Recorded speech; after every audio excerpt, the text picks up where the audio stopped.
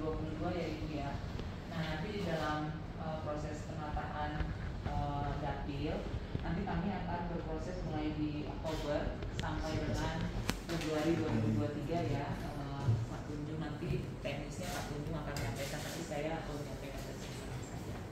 Jadi dalam proses penetapan dan penetapan dapil Ibu nanti tahapannya akan dimulai dari bulan Oktober, diawali dengan KPU akan menerima DAK 2 dari Kementerian Dalam Negeri, data agregat kependudukan per kecamatan DAK 2 semester 1 tahun 2022. Nah ini Ibu kan sudah menyampaikan semester 1 tahun 2022.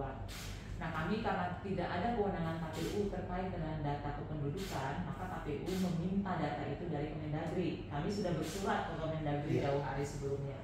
Nanti pada saat tahapan itu akan diserahkan tepatnya 14 Oktober 2022.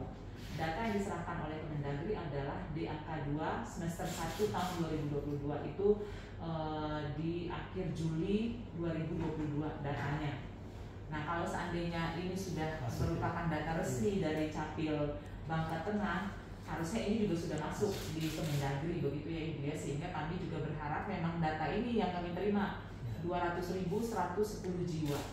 Kalau dengan angka 200.110 jiwa ini sudah memang harus terpenuhi ketentuan untuk menambah kursinya dari 25 menjadi 30. Nah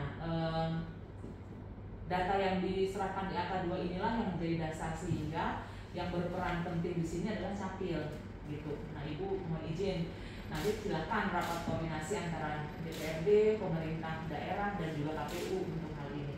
Nanti dalam proses penataan dapil setelah kami menerima DAK 2 dari Kemendagri, data ini akan kami bahas di KPU RI. Setelah itu kami tetapkan keputusan KPU untuk jumlah penduduknya berdasarkan DAK 2 itu gitu.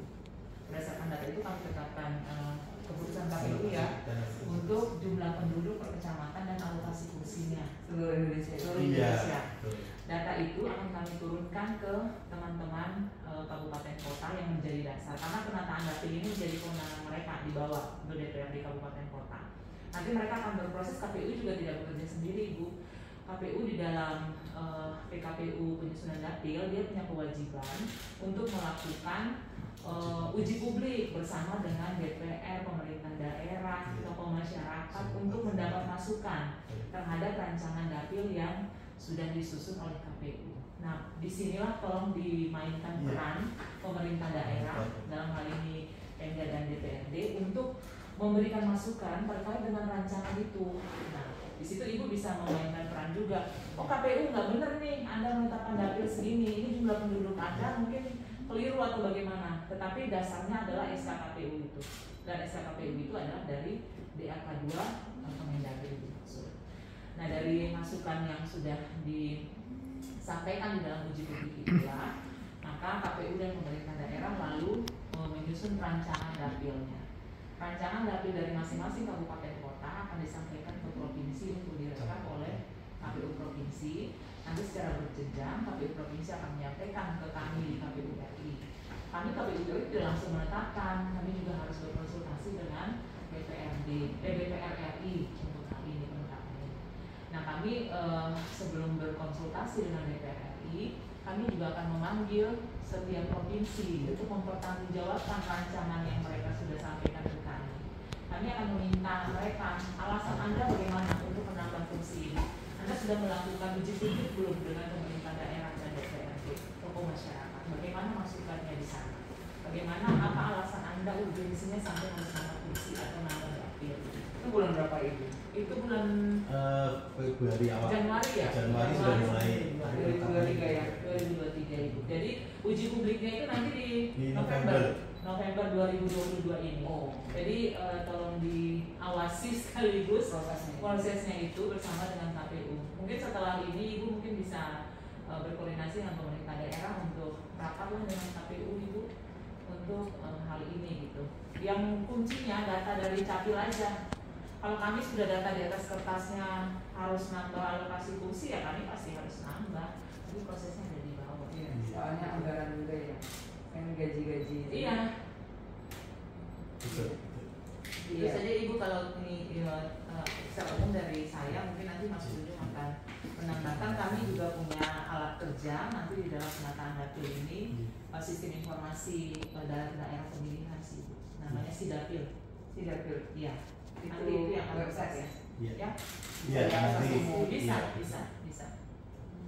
Iya. Ya silakan Mas Izin Ujung. juga, sedikit saja Ibu izin menambahkan. Tadi kan Ibu sudah menyertakan data ini Iya, jadi Pak. terkait dengan Bangka Tengah ini. Nah, memang nanti tetap database yang kami pedomani dan artinya kami sama-sama pergunakan adalah data DAK2 Bu, yang kami terima dari Kemendagri. Nah, setelah kami menerima itu, sebelum kami mengeluarkan SK jumlah penduduk yang akan digunakan untuk penyusunan dapil, maka kami akan melakukan yang namanya pencermat sinkronisasi. Jadi kami, tadi Ibu menyatakan bagaimana nih peran KPU dengan Kemendagri ini. Nah, ada peran di situ, kami sama-sama duduk bareng dengan Kemendagri untuk sama-sama sinkron. Apakah datanya sudah sesuai? Ini kan banyak juga masukan, bukan dari hanya Bangka Tengah, dari kabupaten lain kemarin juga banyak. Kami sudah naik gitu. Nah, makanya ini data ini akan kami pergunakan. Salah satunya juga sebagai bahan untuk duduk bareng nanti dengan Kemendagri. Sudah benar nggak nih, kami ada masukan nih kemarin seperti ini. Nah, setelah itu baru nanti kami akan membuatkan SK terkait dengan jumlah penduduknya dan BPPD-nya. Jadi bilangan pembagi. Nanti tadi Ibu juga menyampaikan bagaimana nih proporsionalnya, gitu kan. Nah, nanti itulah sebagai alat teman-teman di kabupaten kota untuk menata pendapilannya. Nah, tadi secara detail Ibu sudah sangat jelas ya. Tadi dari kabupaten kota menyusunnya, nanti perlu peran dari stakeholder untuk sama-sama duduk bareng pada saat nanti uji publish. Walaupun nanti keputusannya tetap plenonya KPU Bu, Iya. KPU kabupaten kota, tapi tetap dia tetap memperhatikan tadi masukan-masukan dari stakeholder. Dulunya mungkin